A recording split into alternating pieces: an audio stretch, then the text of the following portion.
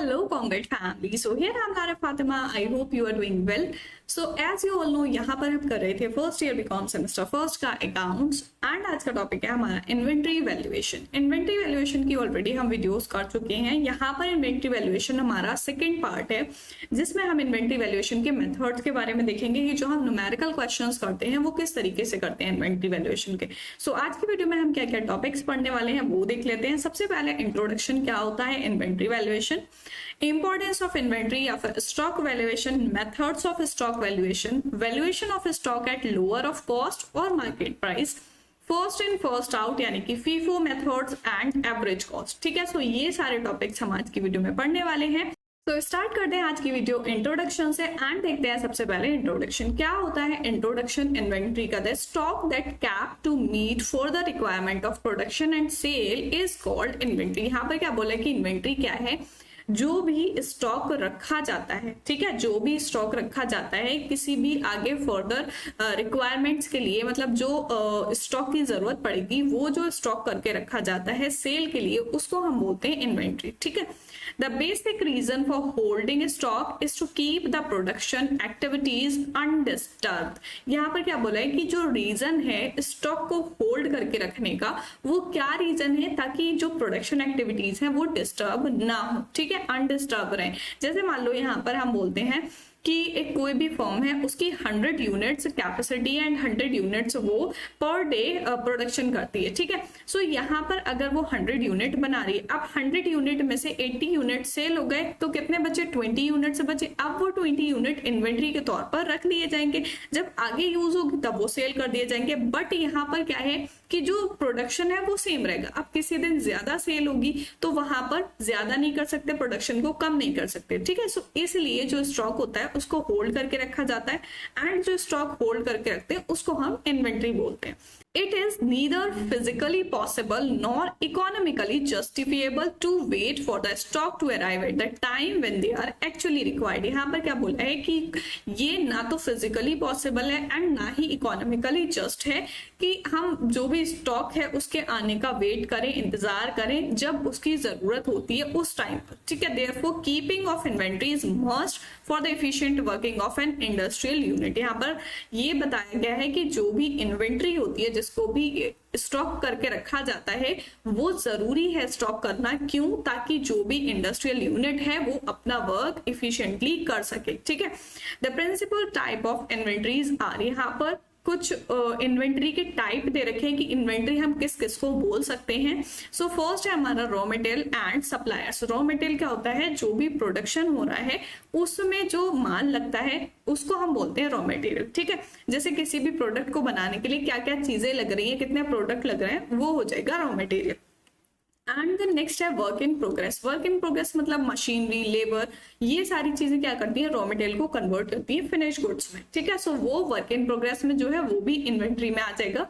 And then finish good मतलब जो बने हुए प्रोडक्ट पड़े हैं, जो फिनिश गुड पड़े हैं, उसको भी हम इन्वेंट्री में ऐड करेंगे। इट मीन्स हम कह सकते हैं कि ये तीनों ही चीजें हमारी इन्वेंट्री में आ जाएंगी। कैसे? अगर मान लो, जैसे मान लो कोई भी प्रोडक्ट है, पेन बनाना है, ठीक है, सो यहाँ पर पेन के लिए क्या रॉ मटेरियल चाहिए होता है, प्लास्टिक चाहिए, इंक चाहिए। ठीक है, प्लास्टिक चाहिए, इंक चाहिए, ये क्या है, हमारा रॉ मटेरियल है। अब ये भी हमारा इन्वेंट्री में आ जाएगा। और जो बनने के लिए पड़ा हुआ है मशीन्स में या लेबर्स के पास कहीं भी उसका प्रोडक्शन हो रहा है, सो वो भी हमारा इन्वेंट्री में ऐड होगा। एंड जो फिनिश गुड मशीनरी से निकलकर पेन पड़े हुए हैं वो भी हमारे इन्वेंट्रीज में आ जाएंगे। ठीक है, सो ये टाइप होते हैं इन्वेंट्री के कि हम किस किस को इन्वेंट्री बोल सकते हैं। देन नेक्स्ट पॉइंट है इंपॉर्टेंस ऑफ इन्वेंट्री या स्टॉक वैल्यूएशन। इन्वेंट्री का या स्टॉक वैल्यूएशन का क्या इंपॉर्टेंस होता है, sufficient stock for production sale process. यहाँ पर क्या बोला है, जब मान लो स्टॉक पड़ा हुआ है ऑलरेडी, सो वहां पर कोई भी स्टॉक की स्कार्सिटी नहीं होती कि at the time of sale या at the time of requirement उसकी कमी हो, तो सफिशिएंट स्टॉक रहता है प्रोडक्शन के लिए। ठीक है, प्रॉपर डिटर्मिनेशन ऑफ प्रॉफिट। यहाँ पर जो प्रॉफिट का डिटर्मिनेशन होता है वो सही तरीके से हो पाता है क्योंकि सब चीजें यूनिफॉर्म रहती है। जैसे प्रोडक्शन जितना हो रहा है उतना हो रहा है, ठीक है, एंड सेल जितनी हो रही है उसको स्टॉक में से करते जाते हैं। ट्रू फाइनेंशियल पोजीशन, यहाँ पर जो भी फाइनेंशियल पोजीशन शो की जाती है वो कैसी होती है, ट्रू होती है।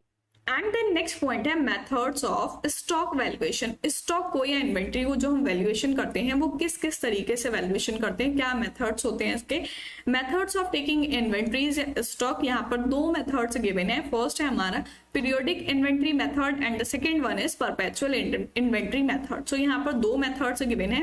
अब वो दोनों मेथड्स क्या होते हैं। पीरियोडिक इन्वेंट्री मेथड क्या होता है, under this method taking inventory value of stock is determined by physical counting of stock on the accounting date of preparation of the final account. Final account जब भी बनते हैं, जो भी प्रॉफिट लॉस अकाउंट या बैलेंस शीट बनता है, उसमें बैलेंस शीट में हमें एसेट की जगह स्टॉक को दिखाना होता है कि एसेट की कितनी वैल्यू है यहाँ पर, ठीक है। सो उसमें स्टॉक की वैल्यूएशन करनी होती है कि स्टॉक की value eight the time of preparation of financial statements की क्या वहां पर स्टॉक की वैल्यू है। सो इस मेथड में क्या होता है, जो भी इन्वेंट्री की वैल्यू होती है वो इन्वेंट्री की वैल्यू कौन सी ली जाती है, जो फिजिकल काउंटिंग होती है स्टॉक की। फिजिकल काउंटिंग मींस कि जो फिजिकली वहां पर स्टॉक अवेलेबल है उसकी काउंटिंग की जाती है कि ये कितने वैल्यू का है, एंड वही वैल्यू फाइनल अकाउंट्स में लगा दी जाती है। देन सेकंड है perpetual inventory method. Perpetual inventory method में क्या होता है, a system under which records are maintained by the controlling department which reflect the physical movement of stock and their current balance.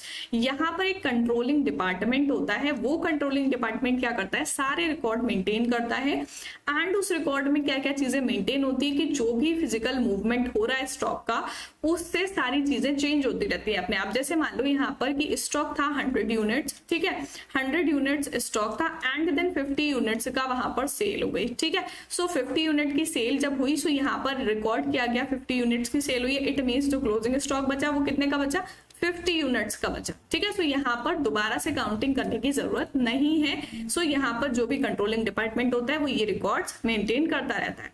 And next point है इन दोनों में difference, periodic inventory and perpetual inventory क्या होती है। Periodic inventory है, it is based on physical stock taking. यहाँ पर बोला है कि जो भी फिजिकल स्टॉक पड़ा होता है उसकी काउंटिंग की जाती है, उसको लिया जाता है एंड देन उसकी वैल्यू देखी जाती है कि इसकी वैल्यू कितनी है। एंड परपेचुअल में क्या होता है, it is based on record. ये रिकॉर्ड्स के ऊपर होता है कि कितनी ट्रांजेक्शन हुई है, कितना रॉ मटेरियल परचेज किया, कितनी यूनिट्स प्रोड्यूस हो रही है एंड कितनी सेल हो रही है, उस हिसाब से कितना स्टॉक होगा। सो वो रिकॉर्ड्स के बेस पर किया जाता है।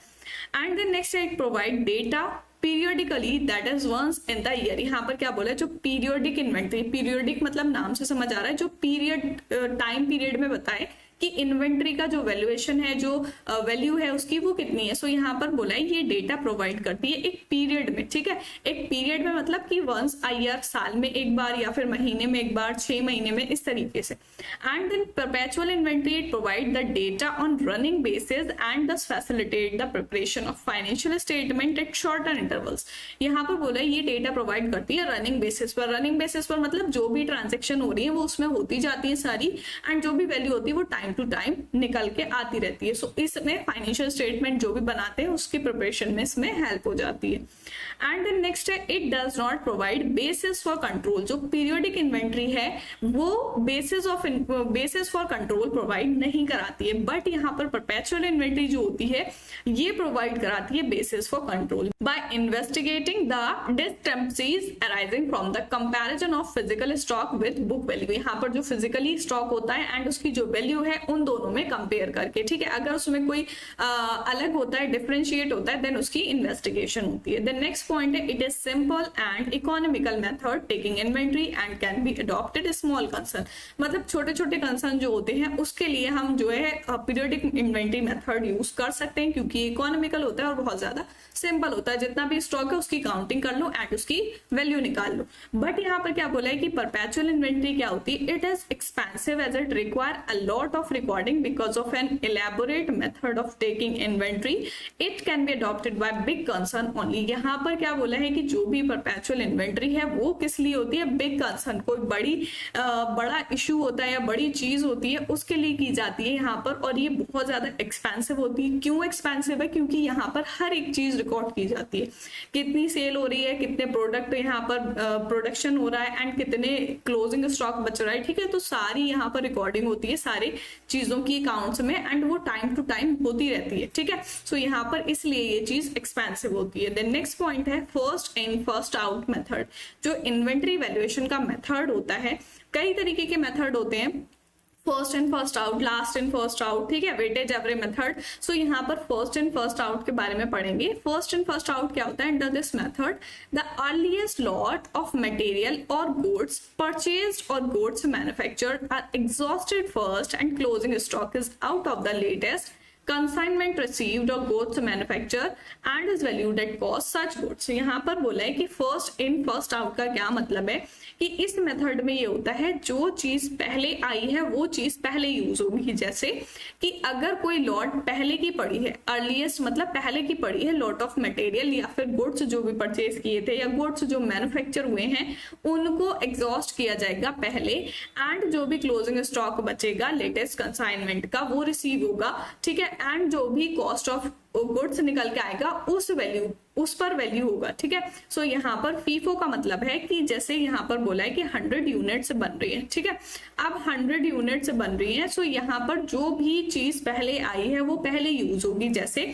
यहाँ पर मान लो रॉ मटेरियल परचेज किया था, ठीक है, रॉ मटेरियल परचेज किया था 50 यूनिट्स, ठीक, 50 यूनिट्स परचेज की थी।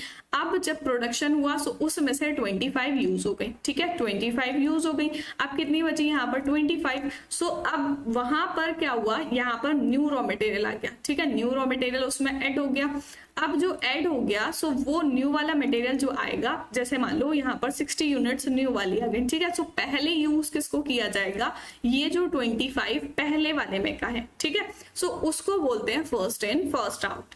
देन नेक्स्ट है एवरेज कॉस्ट। एवरेज कॉस्ट क्या होती है? The principle on which the average cost method is based is that all item on the store are so mixed up that consumption of material और sale of finished good are carried out at the average cost of the various item on hand.